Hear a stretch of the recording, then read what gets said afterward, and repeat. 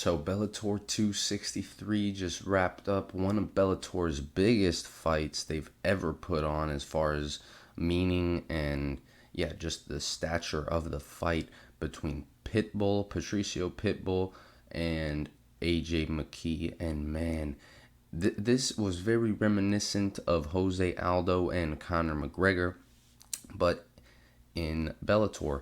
AJ McKee being the undefeated young up and comer, Bellator homegrown, first pro fight in Bellator, 18-0 now.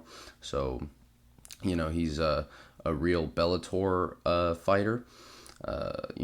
Born and raised in Bellator, if you will, as far as his MMA pro career is concerned.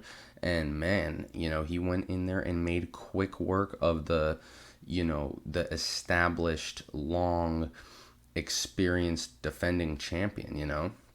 I mean, Pitbull, just like Jose Aldo was in UFC at the time when McGregor knocked him out, Pitbull had defended this belt multiple times. He was established, experienced. I mean, this was the guy. Pitbull was the man, And AJ McKee went in there and made quick work of him, really. I mean, faked the left cross, and Pitbull either saw the left cross coming or thought it was a body kick coming, but next thing he's ducking his hand here, and boom, head kick comes flying, and he goes down, and McKee actually jumps up, thinking he finished the fight. Pitbull's not out, though.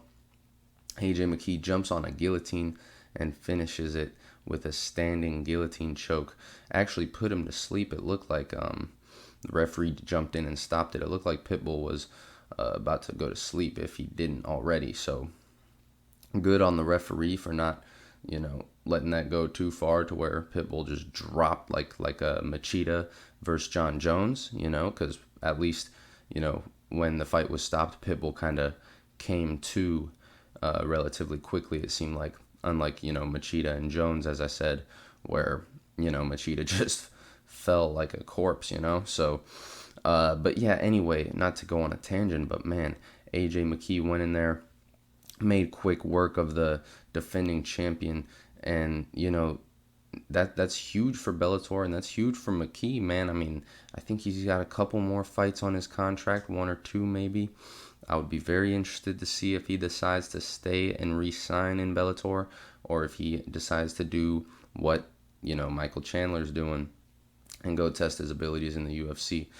Because, man, I don't know if he can beat Holloway, Ortega, Volkanovski, but, he can definitely contend with him. That's for sure. I mean, this guy clearly is high level, and I would love to see him fight against the best featherweights in the world like he just did against Pitbull and, finish the fight in a minute.